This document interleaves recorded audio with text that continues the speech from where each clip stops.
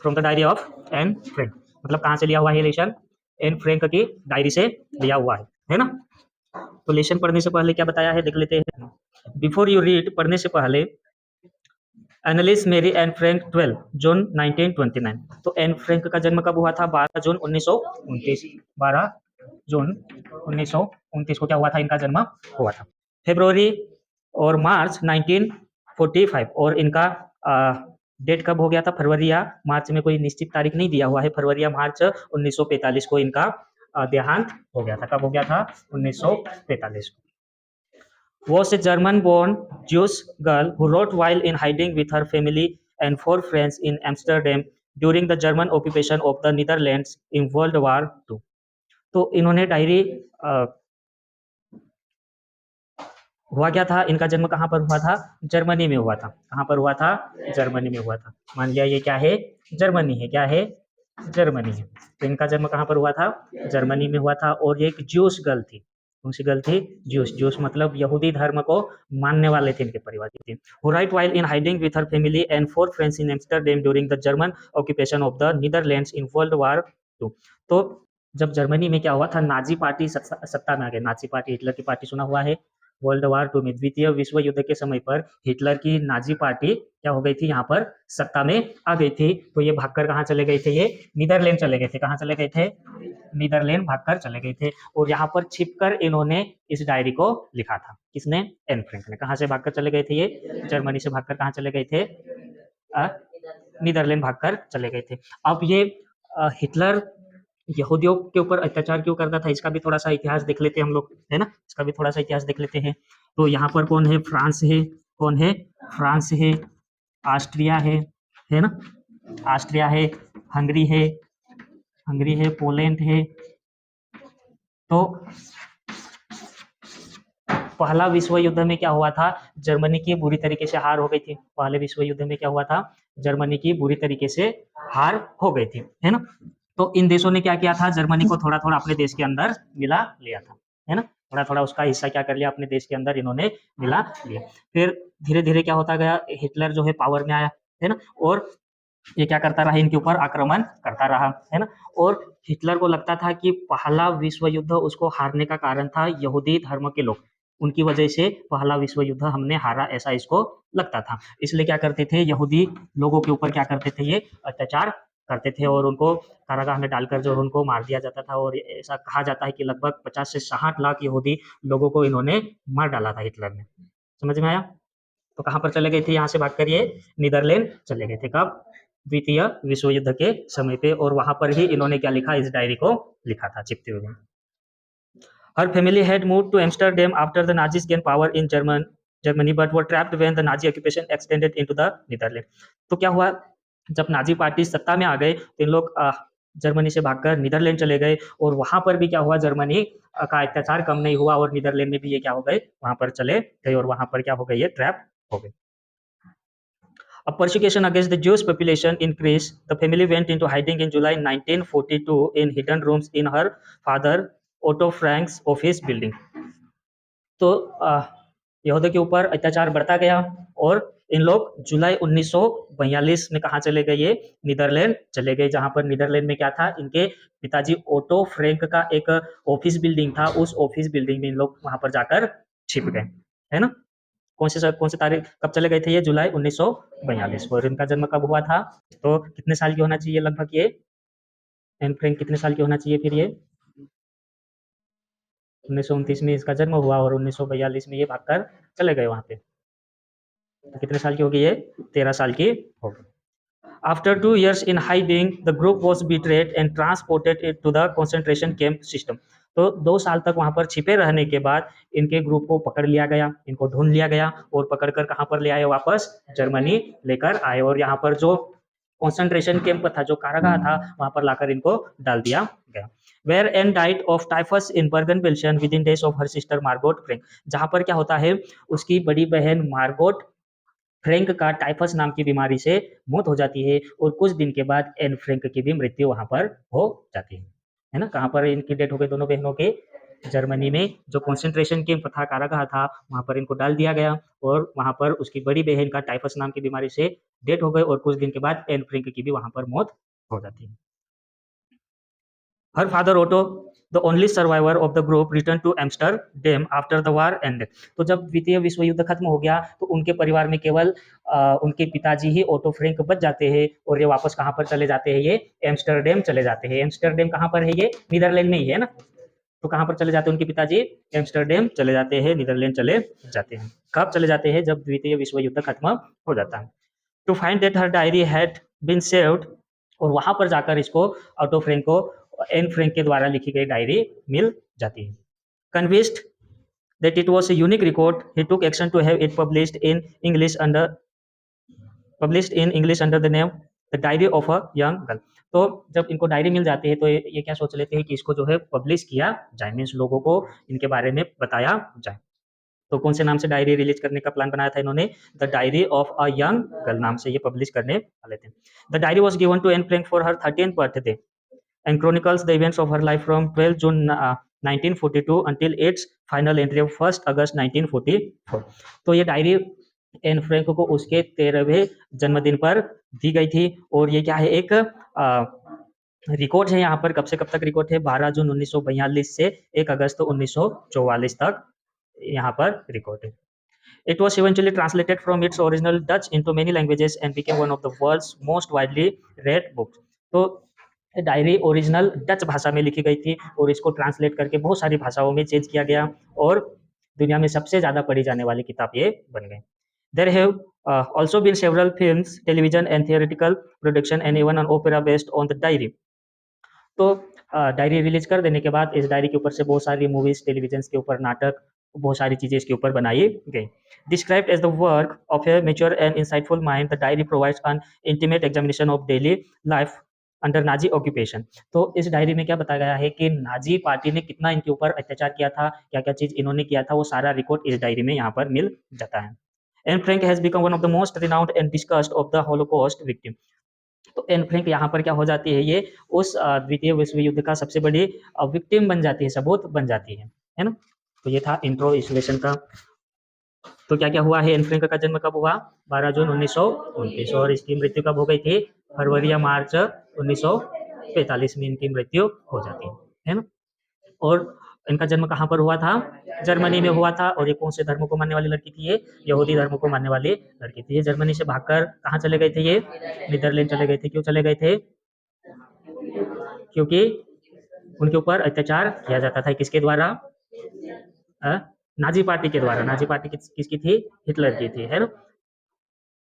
तो वहां पर जाकर क्या करती है, ये लिखती है डायरी और बाद में क्या होता है, इनके ग्रुप को पकड़ लिया जाता है और वापस कहाँ पर ले आते हैं, ये जर्मनी ले आते हैं और उनको कंसंट्रेशन कैंप में डाल देते हैं। वहां पर इनकी सिस्टर और ये दोनों क्या हो जाते हैं, इनकी दोनों की मृत्यु हो जाती है। केवल कौन बचता है, ओटो फ्रैंक बचता है, इनका पिताजी, और ये वापस जाता है जब द्वितीय विश्व युद्ध खत्म हो जाता है। और फिर वहां पर जाकर इसको डायरी मिलती है और ये फिर बहुत सारी भाषाओं में क्या करते हैं, इसको पब्लिश करा देते हैं, रिलीज करा देते हैं। तो ठीक है, लेसन पढ़ते हैं आगे क्या होता है, क्या लिखती है ये डायरी में।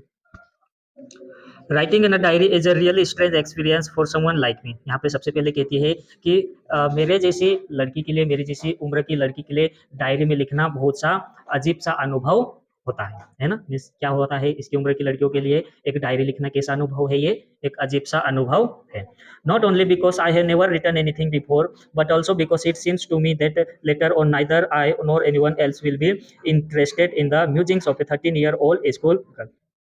ये कहती है कि not only because I have never written anything, ये कहती है कि ऐसा नहीं है कि मैंने पहले कभी नहीं लिखा, लेकिन बाद में आगे भविष्य में ना तो मैं और ना ही कोई इस डायरी को पढ़ने में इंटरेस्ट रखेगा, क्योंकि एक 13 साल की बच्ची के विचारों को कौन पढ़ना चाहेगा, इसकी ये सोच थी। ओ वेल इट डजंट मैटर, चाहे जो भी हो कोई बात नहीं है। आई फील राइटिंग, मुझे लिखने की इच्छा हुई, and I have an even greater need to get all kinds of things off my chest. ये चाहती है कि मेरे हृदय में जितनी भी बातें हैं वो सब मैं क्या कर दूं, इस डायरी में लिख कर रख दूं। Paper has more patience than people. I thought of this saying on one of those days when I was feeling a little depressed and was sitting at home with my chin in my hands, bored and listless, wondering whether to stay in or go out. तो ये बहुत बड़ा line है यहाँ पर, क्या कहती है ये, paper has more patience than people, कि पेपर के पास लोगों की अपेक्षा बहुत ज़्यादा पेशेंस होता है, बहुत ज़्यादा क्षमता होती है। मीन्स क्या कहना चाह रही है ये, कि हम किसी को अपनी बात बताते हैं तो वो इतना इंटरेस्टेड होकर हमारी बातों को नहीं सुनता है, लेकिन जबकि हम किसी पेज के ऊपर अपनी कुछ बातें लिखते हैं तो बहुत ही पेशेंस के साथ वो क्या करता है, अपनी चीज़ों को वहाँ पर हम लोग लिख पाते हैं। तो पेपर के पास क्या होता है, बहुत ज़्यादा पेशेंस होता है। तो इसके बारे में कब सोचती है ये, कि एक दिन जब ये घर पर बैठी हुई होती है, डिप्रेस्ड होती है, बहुत ही निराश होती है, और अ, अपने हाथों से अपने गालों को पकड़े हुए बैठी होती है और बोर फील कर रही थी, थकी हुई महसूस कर रही होती है। उस समय पे क्या करती है ये, लिखती है कि पेपर के पास क्या है, बहुत ही ज़्यादा पेशेंट है लोगों की अपेक्षा। Wondering whether to stay in or go out, जब इनके दिमाग में चल रहा था कि मैं मुझे बाहर खेलने के लिए जाना चाहिए या फिर अंदर ही बैठना चाहिए, जब इसके मन में ऐसी चीज़ें चल रही थी तब उस समय पे ये बात उसके दिमाग में आ जाती है। I finally stayed where I was brooding. Yes, paper does have more patience. And since I'm not planning to let anyone else read, this step back notebook grandly referred to as a diary. तो यहाँ पर ये कहती है कि हाँ, सच में paper के पास क्या होता है, बहुत ही ज़्यादा पेशेंस होता है।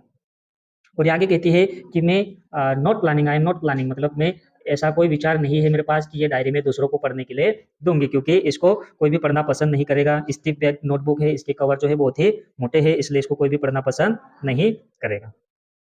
कब तक ये दूसरों को पढ़ने के लिए नहीं दूंगी, डायरी कहती है, unless I should ever find a real friend, जब तक मुझे एक सच्चा दोस्त नहीं मिल जाता तब तक मैं ये किताब किसी को पढ़ने के लिए नहीं देने वाली हूँ।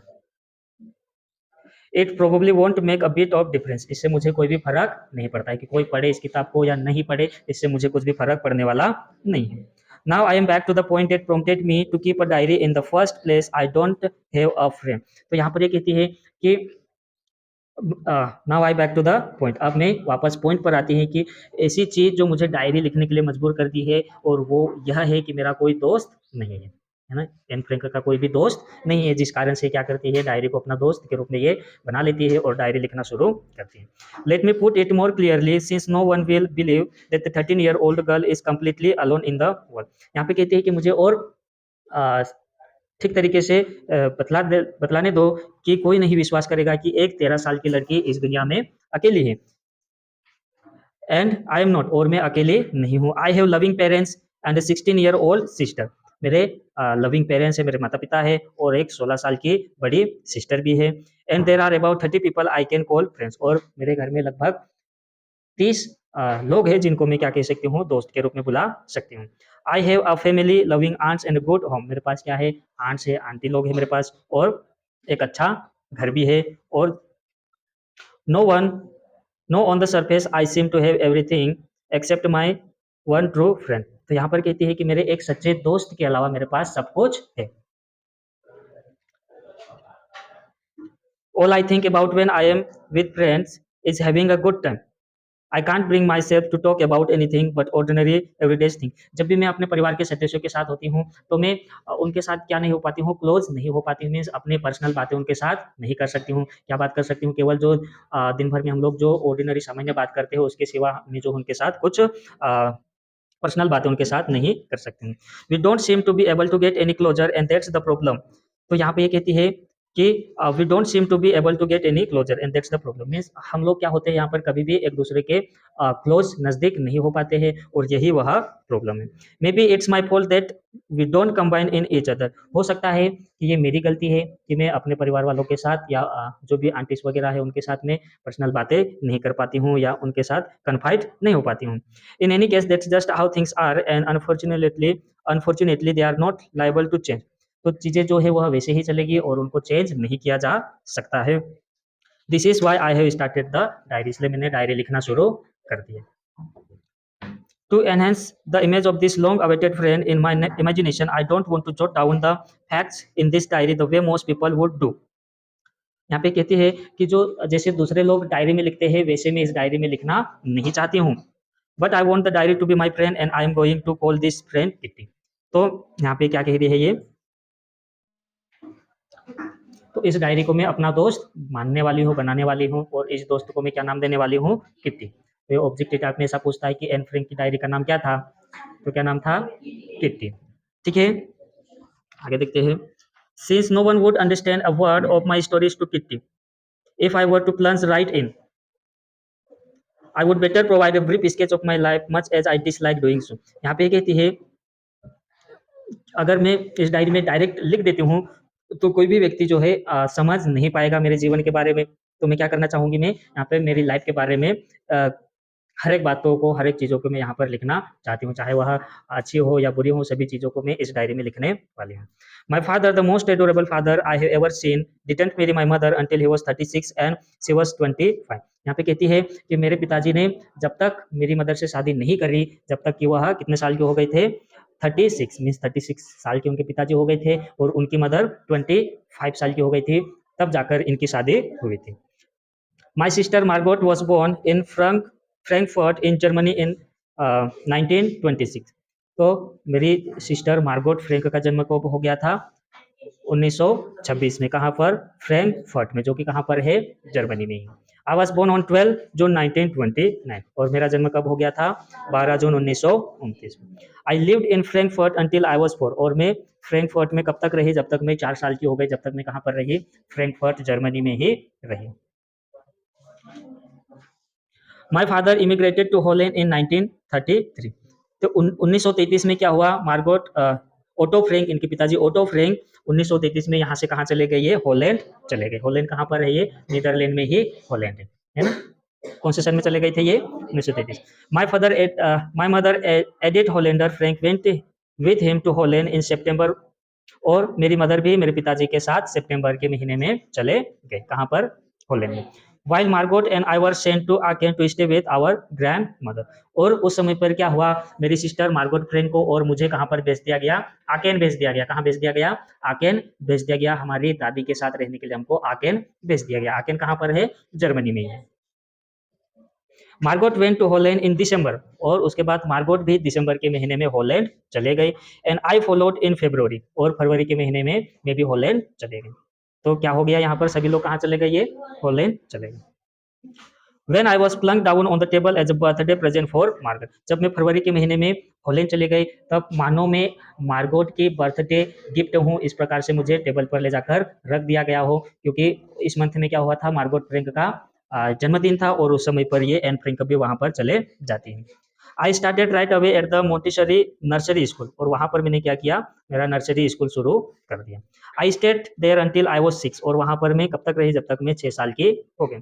Eight which time I started in the first form, और उस समय पर मैं कौन से क्लास में थी, फर्स्ट क्लास में थी। इन द सिक्स्थ फॉर्म, जब मैं सिक्स्थ फॉर्म में थी, सिक्स्थ क्लास में थी, my teacher was Mrs cuprous the head mistress. जब मैं सिक्स्थ स्टैंडर्ड में थी, सिक्स्थ क्लास में थी, तो हमारी जो हेड मिस्ट्रेस थी, Mrs cuprous. At the end of the year, we were both in tears as we said a heartbreaking farewell। तो साल के आखिरी समय में हम दोनों के आंखों में आंसू थे, क्योंकि मिसेस क्यूपरस क्या हो रही थी, यहाँ से विदाई ले रही थी। In the summer of 1941, grandma fell ill and had to have an operation, so my birthday passed with little celebration। तो 1941 गर्मी के समय में क्या हुआ, मेरी ग्रैंड मदर बीमार हो गए और उनको एक ऑपरेशन करवाना पड़ा, जिस कारण से मेरा बर्थडे को थोड़ा सा सेलिब्रेट किया गया, मीन्स इतना अच्छे से मेरा जन्मदिन मनाया नहीं गया। ग्रैंड मदर डाइड इन जनवरी 1942, और जनवरी 1942 में मेरी ग्रैंड मदर का निधन हो गया। कब निधन हो गया इनकी ग्रैंड मदर का, जनवरी 1942। No one knows how often I think of her and still love her. कोई नहीं जानता कि मुझे कितना प्यार करती हूँ। This birthday celebration in 1942 was intended to make up for the other, and grandma's candle was lit along with the rest। फिर 1942 में मेरे जन्मदिन को काफी धूमधाम से मनाया गया, और जो कैंडल्स जल रही थी, वहां पर एक साइड में मेरे ग्रैंडमदर के नाम से भी एक कैंडल को जलाया गया था। The four of us are still doing well, और हम जितने चारों लोग थे परिवार में, अब सब ठीक ठाक से चल रहा था। And that brings me to the present date of 20 June 1942 and the solemn dedication of my diary। तो अब यहाँ पर प्रेजेंट डेट आ जाती है, मीन्स लिखना शुरू कब से करती है ये, 20 जून 1942 को, मीन्स 12 जून 1942 को इसका जन्म धूमधाम से मनाया गया। तो इसको क्या कर दिया गया, एक डायरी भी गिफ्ट के रूप में दे दिया गया है। तो ये लिखना शुरू कब से करती है, 20 जून 1942 से। अभी तक जितना हमने पढ़ा वो क्या था, उसका पास्ट था, है ना। फिर लिखती है सैटरडे 20 जून 1940, तो पेज के सबसे ऊपर वाले हिस्से में समय लिखती है, दिन लिखती है, क्या दिन है ये, सैटरडे का दिन है, और 20 जून 1992। डियरेस्ट किट्टी, किसको लिख रही है ये, अपने फ्रेंड किट्टी को लिख रही है। क्या लिखती है देखते हैं। Our entire class is quaking in its boots, हमारी पूरी क्लास डर के कारण कांप रही है। क्या लिख रही है शुरू में ये, कि हमारी पूरी क्लास क्या कर रही है, डर के कारण कांप रही है। क्यों?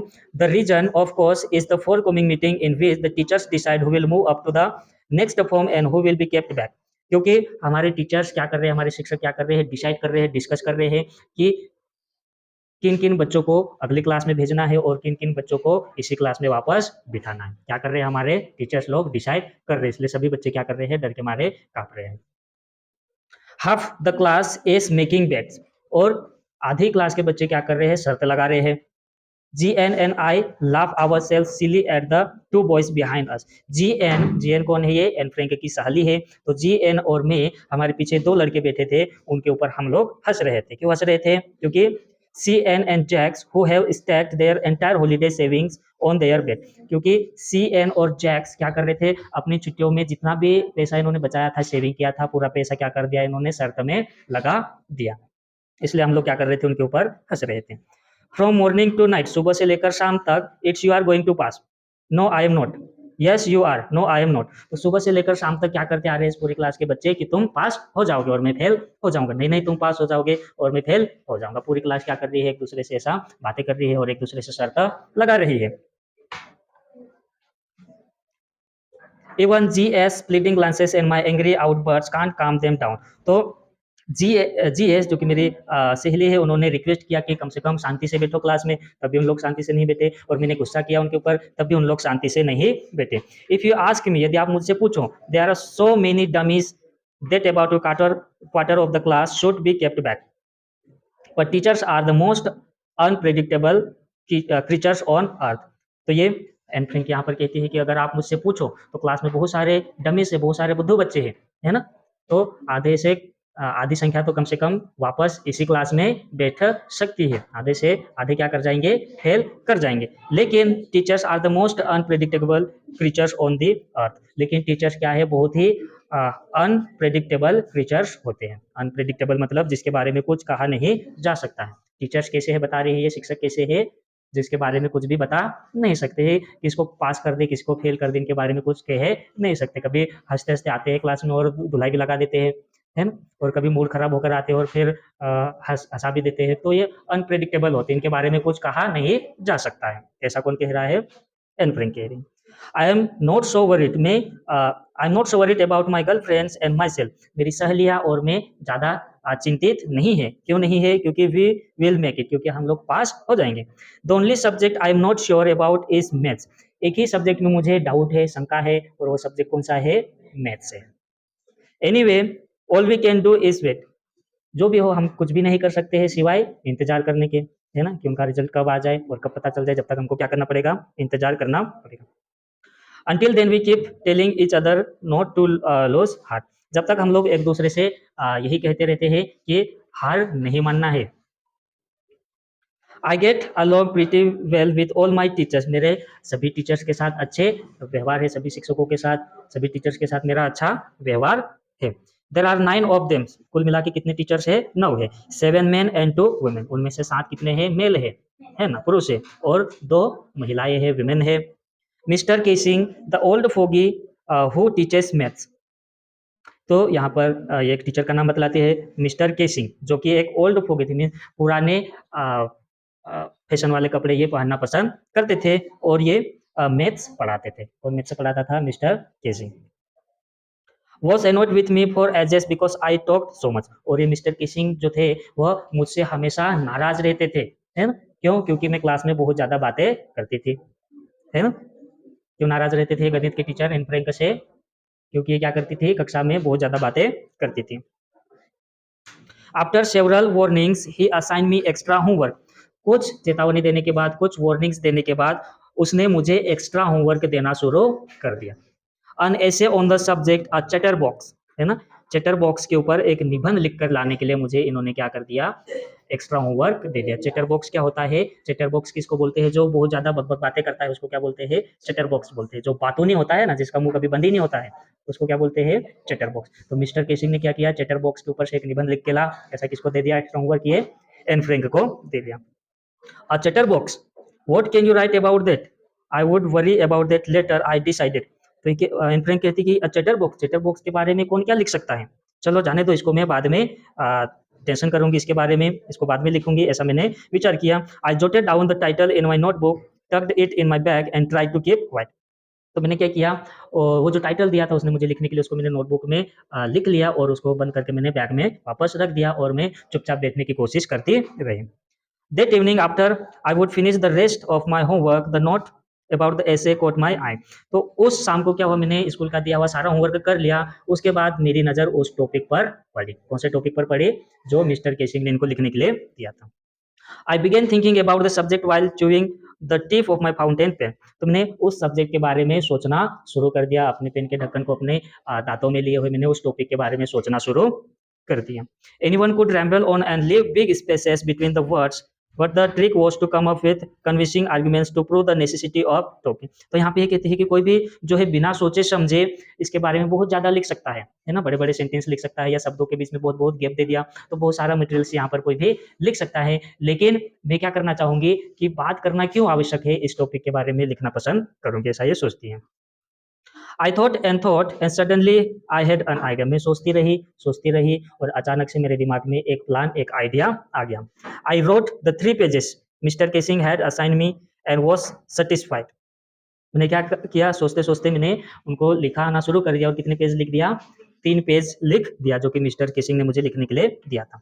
I argued that talking is a student's trait and that I would do my best to keep it under control. तो ये यहाँ पर क्या कहती है ये, कि बात करना एक बच्चे की, एक स्टूडेंट की आदत होती है ना? और मैं मेरा बेस्ट कोशिश करूँगी कि मैं इसको कंट्रोल करूँ, या मैं ज़्यादा बातें नहीं करूँगी, इसके ऊपर मैं कंट्रोल करने की कोशिश करूँगी, लेकिन बात करना क्या है, एक विद्यार्थी की आदत होती है, ये ऐसा लिखती है। But that I would never be able to cure myself of the habit since my mother talked as much as I did, if not more, and that there is not much you can do about inherited trait. तो यहाँ पर आगे ये क्या कहती है कि बात करने का जो मेरा जो व्यवहार है उसको मैं पूरी तरीके से बंद नहीं कर सकती हूँ। क्यों नहीं बंद कर सकती हूँ? क्योंकि मैं जितना बात करती हूँ उससे ज़्यादा मेरी माँ बात करती है, और ये आदत मुझे मेरे पेरेंट्स से, मेरी माताजी से मुझे ये इनहेरिटेड मिला हुआ है ना? Mister Keesing had a good laugh at my arguments, but when I proceeded to talk my way through the next lesson. फिर मिस्टर केसिंग क्या करते हैं, ये इनका होमवर्क चेक करते हैं और ये पढ़कर ये हंसना शुरू कर देते, हंसते हैं। और when I proceeded talk my way through the next lesson, फिर क्या करते हैं, ये सबमिट कर देने के बाद, जमा कर देने के बाद फिर से क्लास में बात करना शुरू कर देती है। ही असाइन मी अ सेकेंड ऐसे, फिर उसने मुझे क्या किया, दूसरी बार और ऐसे लिखने के लिए दे दिया। This time it was suppose to be on an incorrigible chatterbox. दूसरे टाइम पर जो इन्होंने टॉपिक दिया था वो टॉपिक क्या था? अनइनकोरिजेबल चैटर बॉक्स। मतलब इनकोरिजेबल मतलब क्या होता है? जिसे सुधारा ना जा सके, जिसको सुधारा ना जा सके उसको क्या कहते हैं? इनकोरिजेबल चैटर बॉक्स। मीन्स एक ऐसी बातूनी लड़की जिसको कोई भी सुधारा ना जा सकता। इस टॉपिक के ऊपर अभी क्या करना है? निबंध लिखकर लाना है। सेकेंड टाइम दे दिया। आई हैंडेड इट इन, मैंने लिखा और उसको वापस क्या कर दिया? सबमिट भी कर दिया। And mister Keesing had nothing to complain about for 2 whole lesson. तो मिस्टर केसिंग ने अगले 2 पार्ट तक, अगले 2 लेसन तक मुझसे कोई भी शिकायत नहीं की और मुझसे कुछ भी उसने नहीं कहा। During the 3rd lesson he would finally had enough. और जब तीसरा लेसन शुरू हुआ तब भी मैं बातें कर रही थी, तो मिस्टर केसिंग का दिमाग जो है अब खराब हो गया। तीसरी बार क्या हो गया? मिस्टर केसिंग का दिमाग खराब हो गया। And Frank, as punishment for talking in class, write an essay entitled Quack Quack Quack said Mistress Chatterbox। तो सजा के रूप में तीसरी बार क्या करते हैं, ये उसको एक और निबंध लिखने के लिए देते हैं जिसका टाइटल क्या था? Quack quack quack said mistress chatterbox. Miss quack quack क्या होता है? ये एक बतख की बोली होती है, वो क्वैक क्वैक करके आवाज करता है, तो उसके ऊपर से क्या कर दिया इसने? एक टॉपिक दे दिया कि मिस्ट्रेस चैटरबॉक्स क्या कहती है? क्वैक क्वैक क्वैक कहती है। तो इसके ऊपर से क्या करना है? एक और निबंध लिखकर लाना है। द क्लास रोड, पूरी क्लास क्या करने लगी? हंसने लगी। जब इसको ये टॉपिक दिया गया तो पूरी क्लास क्या करने लगी? हंसने लगी। I had to laugh, I had to laugh too, और मुझे भी हंसी आ गई। Though I would nearly exhaust my ingenuity on the topic of chatterboxes. अब ये कहते हैं कि सेम टॉपिक पे लिख लिख के अब मैं क्या हो गई हूँ, थक चुकी हूँ, क्योंकि अब मेरे पास कोई आइडिया नहीं है इसके बारे में लिखने के लिए। It was time to come up with something else, something original. अब ये ऐसा समय आ गया है कि कुछ अलग किया जाए, कुछ अलग लिखा जाए, कुछ ओरिजिनल लिखा जाए। My friend Sanne who is good at poetry offer to help me write the essay from beginning to end in verse and I jumped for joy. मेरी एक सहेली थी जिसका नाम शेन था, और वह पोइट्री में काफ़ी अच्छी थी, मीन्स कविता लिखने में वह बहुत ही अच्छी थी। उन्होंने मुझे सजेशन दिया, उन्होंने मुझे राय दी कि शुरू से आखिरी तक आप अपना निबंध कैसे लिखना है, एक पोयम के जैसा लिखना है, वर्ष में लिखना है। जिस प्रकार से पोयम होती है कि नहीं वर्ष में, वैसे ही इसको भी वर्ष में लिखना है, ऐसा ये इसको राय देती है। तो ये बात सुनकर वह खुशी से चिल्लाने लगती है, खुश हो जाती है। Mr. Casing was trying to play a joke on me with this ridiculous subject, but I would make sure the joke was on him. तो ये क्या कहती है कि मिस्टर केसिंग ऐसे फालतू से टॉपिक दे देकर मुझे मेरा मजाक उड़ाना चाहते हैं, लेकिन अब मैं ऐसा लिखूंगी कि मजाक क्या करेगा, वापस उनके ऊपर चला जाएगा। I finished my poem and it was beautiful. मैंने मेरा पोयम लिखकर खत्म कर दिया और ये काफी अच्छा भी था। It was about a mother duck and a father swan with 3 baby ducklings. तो ये किसके बारे में पोयम लिखी थी, ये एक डक के बारे में, और मदर डक और फादर स्वैन, और इनके 3 छोटे छोटे बच्चे थे। Who were beaten to death by the father because they quacked too much. तो ये क्या लिखती है आगे कि उन छोटे छोटे बच्चों को उनके पिताजी के द्वारा मार दिया गया, क्योंकि वो बहुत ज्यादा क्वैक क्वैक करते रहते थे, इसलिए उनके पिताजी ने क्या कर दिया, उनको मार दिया, ऐसा ये लिखती है। Luckily mister casing took the joke the right way. तो मिस्टर केसिंग ये पढ़ते हैं और उसको सही तरीके से इसको मान लेते हैं। He read the poem to the class, और उन्होंने इस पोएम को अब पूरी क्लास में पढ़कर सुनाया। एडिंग हिज ओन कमेंट्स, और अपना कमेंट भी दिया। And to several other classes as well, और दूसरी कक्षाओं में भी ले जाकर इसको पढ़कर सुनाया। Since then I have been allowed to talk and haven't been assigned any extra homework. उस समय से मुझे क्लास में बात करने की परमिशन मिल गई है ना, उस समय से क्या हो गया, मुझे बात करने का परमिशन मिल गया, और मिस्टर केसिंग मुझे एक्स्ट्रा होमवर्क लिखकर अब नहीं देते हैं। On the contrary mister casing always making jokes this days. और अभी क्या करते हैं मिस्टर केसिंग, जब भी क्लास में आते हैं तो अधिकतर क्या बोलते हैं, जोक्स बोला करते हैं और हम सबको हंसाया करते हैं। योर्स एन, नीचे लिखती है आपकी सहेली Anne. Extracted from the diary of a young girl. तो कहाँ से लिया गया था ये छोटा सा हिस्सा, from the diary of a young girl.